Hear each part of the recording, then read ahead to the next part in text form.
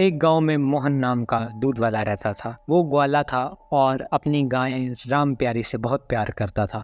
बहुत स्नेह से उसका दूध दोहता और पूरे गांव में बांटता।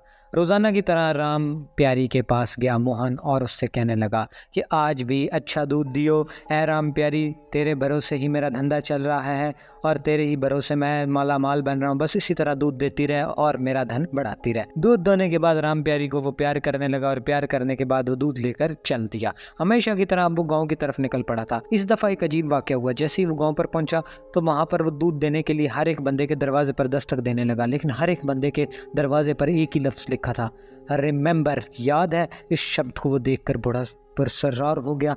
वो सोचने लगा ऐसा किसने लिखा होगा। पहले तो उसने इस पर ज़्यादा ध्यान नहीं दिया और उसे लगा कि ये किसी का मजाक है, और गांव वालों ने भी यही समझा कि ये किसी बच्चे का मजाक है। और इसी तरह दिन गुजरते गए। एक दिन बाद वो फिर आया तो देखा कि हर दरवाजे पे एक तस्वीर का टुकड़ा पड़ा हुआ था। उसने तमाम तस्वीर के टुकड़ों को इकट्ठा किया और घर जाकर उन्हें जोड़ने लगा और सोचने लगा ये तस्वीर किसकी हो सकती है, ये कौन है और कहाँ से आई ये तस्वीर।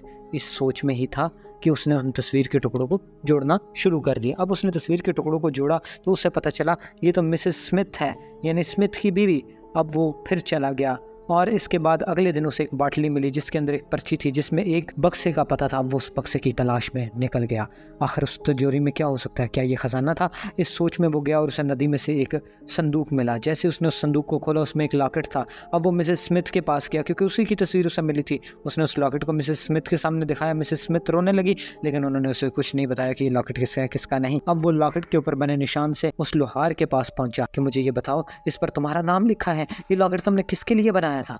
ये सुनकर परेशान हो गया लोहार और उसने कहा कि मुझे कुछ नहीं पता, यहाँ से चले जाओ और मैं यहाँ कुछ नहीं जानता, तुम्हें यहाँ नहीं आना चाहिए था। ये सुनकर वो थोड़ा बहुत घबरा गया कि आखिर लोहार उसके साथ ऐसा सलूक क्यों कर रहा है। इस पर वो परेशान हो गया और उसने उसकी मिन्नत समाजत शुरू कर दी। तुम्हें वास्ता है, तुम्हें राम का वास्ता, मैं तुम्हें वास्ता देता हूँ, तुम मुझे बता दो कि ये आखिर किसका लॉकेट है। तो लोहार ने उसे बताना शुरू किया। अब वो लॉकेट के बारे में सोचने लगा और उसे देखने लगा। अब वो इस लॉकेट को लेकर जाने लगा गाँव की तरफ। वो गाँव वालों को बताना चाहता था आखिर इस लॉकेट की कहानी क्या है और आखिर हुआ क्या था। लेकिन इससे पहले वो मिसेस स्मिथ के पास गया और मिसेस स्मिथ से सारी कहानी बयान की। मिसेस स्मिथ ने उसे बताया कि ये मेरे पति का लॉकेट है और उसे मार दिया गया था और उसके कातिलों का आज तक कुछ पता ना चल सका। हो सकता है कि कोई तुम्हें इसके बारे में क्लू देना चाह रहा हो, कोई तुम्हें इसके बारे में बताना चाह रहा हो। इसके बाद वो गांव की तरफ निकल गया। गांव में जाकर उसे पता चला कि एक स्मिथ नामी आदमी जरूर रहता था और उसकी लाश यहाँ पर पड़ी मिली थी। उसने उस गांव वालों से तफ्तीश की। गांव वाले सब के सब चुप थे। गांव वालों ने उसे कुछ भी ना बताया, जिस पर वो बहुत ही ज्यादा